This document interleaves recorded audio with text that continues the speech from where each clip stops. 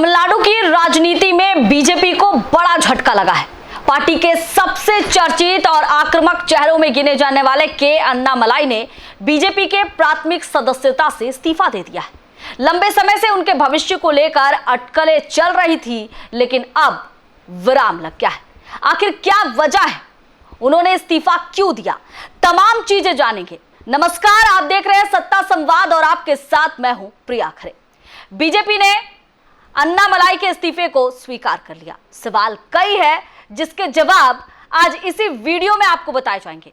इस्तीफा को स्वीकार करने के बाद सवाल यह उठ रहा है कि आखिर ऐसा क्या हुआ कि जिस नेता को तमिलनाडु में बीजेपी का सबसे मजबूत चेहरा माना जा रहा था, उसने पार्टी से दूरी बना ली।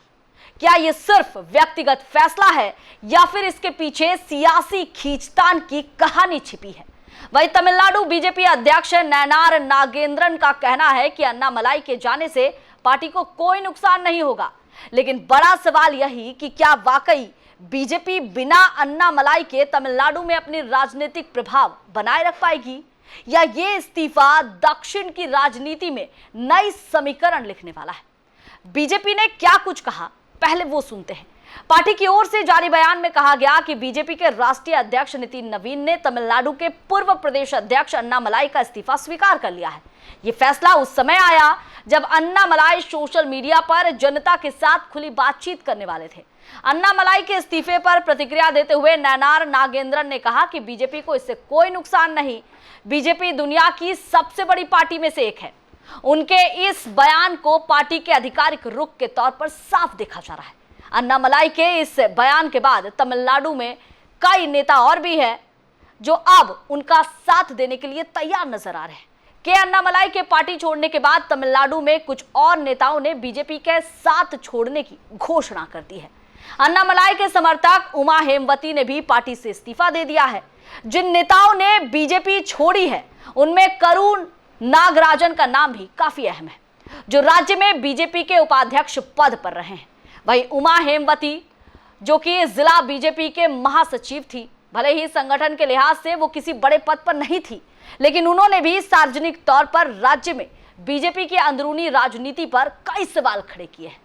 आखिर अब जानते हैं कि अन्नामलाई ने आखिर बीजेपी पार्टी छोड़ी तो छोड़ी ही क्यों?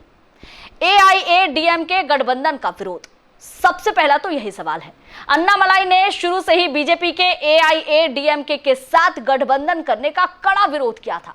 हालांकि बीजेपी ने तमिलनाडु में 2024 का लोकसभा चुनाव अकेले लड़ा, 11.24% वोट हासिल किए, लेकिन वो भी एक सीट नहीं जीत पाई।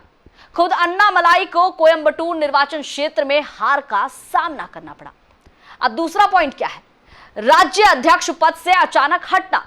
2021 और 2025 के बीच अन्नामलाई के नेतृत्व में तमिलनाडु में पार्टी का प्रभाव काफी बढ़ा। हालांकि अप्रैल 2025 में पार्टी आलाकमान ने उन्हें अध्यक्ष पद से हटा दिया।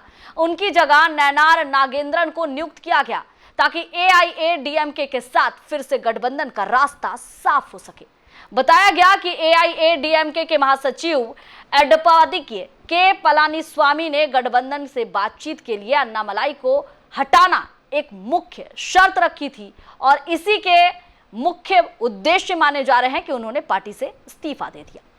अब 2026 के विधानसभा चुनाव के लिए किनारा करना। अन्नामलाई को 2026 के तमिलनाडु विधानसभा चुनाव के प्रचार और अहम फैसला लेने की प्रक्रियाओं से पूरी तरह से किनारे कर दिया गया था। इस तरह अलग थलग किए जाने से वो नाराज हो गए, चुनाव लड़ने से इनकार कर दिया। अब अगली मुख्य वजह क्या है? केंद्र सरकार की नीतियों का विरोध। अन्नामलाई ने केंद्र सरकार की कुछ नीतियों पर खुलकर सवाल उठाए थे।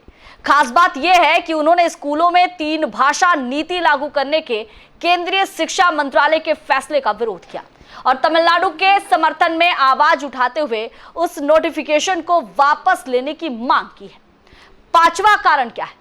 चुनाव रणनीति में अंतर। उम्मीदवार चुनने के लिए सीटों के बंटवारे और गठबंधन संभालने के मामलों में अन्नामलाई की सोच और बीजेपी के शीर्ष नेतृत्व पर काम करने के तरीकों में काफी अंतर था।